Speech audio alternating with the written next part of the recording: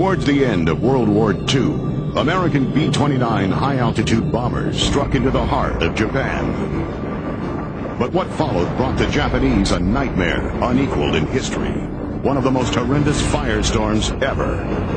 Charles Phillips was a B-29 bomber pilot in the skies over Tokyo. This is where he witnessed the fires of hell on the battlefront.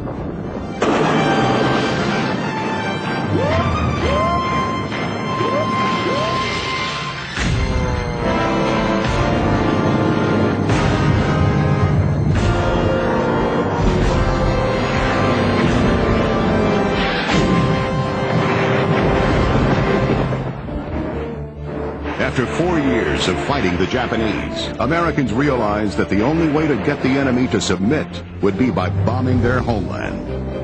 Since there is no base close enough to Japan, B-29 bombers, the latest in the arsenal of aerial weaponry, fly from Chengdu, China. It's a long and arduous flight. But the B-29 is the key to American air strategy. These revolutionary, heavily armed bombers, the largest produced in the war, are capable of flying at altitudes of 38,000 feet and are able to carry payloads up to 15,000 pounds.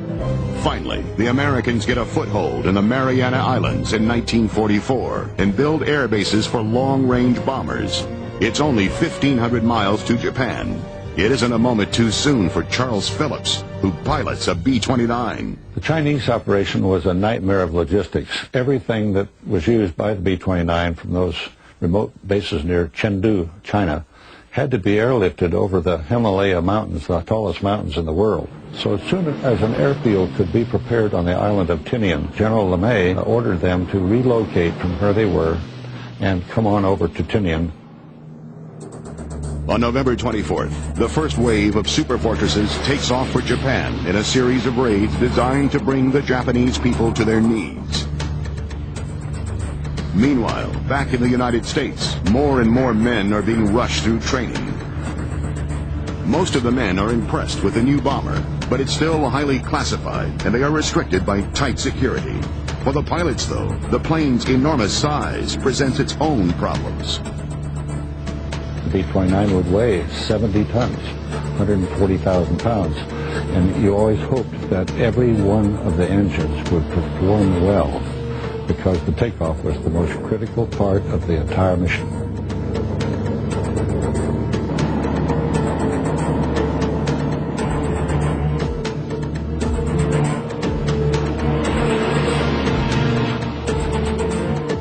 Trainees are briefed in all aspects of flying the new B-29s, but until they're in battle, it's all theoretical.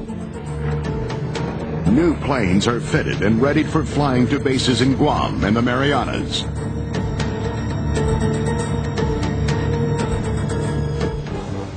Since the Japanese have lost so many planes in other battles, fighter pilots are reassigned to ground crews and anti-aircraft batteries. Japanese air and naval forces were depleted, both through combat losses and training accidents. The Japanese, by this time, were trying to withhold some of their best pilots for forthcoming battles. So many of the pilots were young, new recruits. The problem that the Japanese had with air defense over the homeland is that they simply had no integrated system to defend the skies over Japan. As far as their Air Force, there were only 2 night fighter units, that is about 40 aircraft total, available for the defense of all of Tokyo. As soon as B-29s are spotted, the gunners go into action, but the bombers are too high for their shells. The early missions were made in formation. They were all made in daylight. They would have to form up in formation. They would have to climb to above 30,000 feet and then work their way into the target. There were these great high-altitude winds blowing. So the result was that they didn't hit a whole lot of targets real accurately.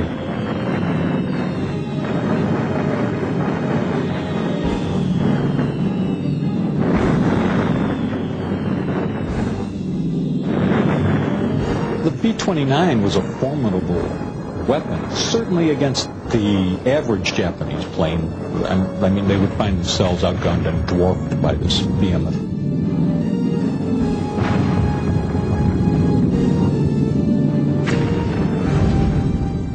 daylight, it was a typical formation. Would be 9 aircraft with a leader and a deputy leader, and there were 3 groups of 3. The closer that they could fly together, the better they could defend themselves from fighter attacks. In the high altitude attacks against Japan, the Japanese fighters had a terrible time because they couldn't keep up. They had to loiter out ahead of the formation and then make passes that would take them into the next formation and on and on. They could not make a tail chase and hope to catch up with us.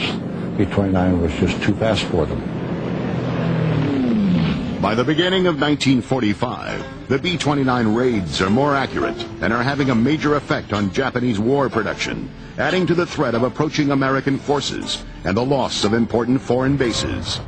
As the B-29 raids intensify, Japan's defense measures become desperate. Over 8 million children and non-essential urban dwellers are evacuated to the country. Those who remain are mobilized into civilian defense brigades. Slogans such as 100 million, one mine are commonplace.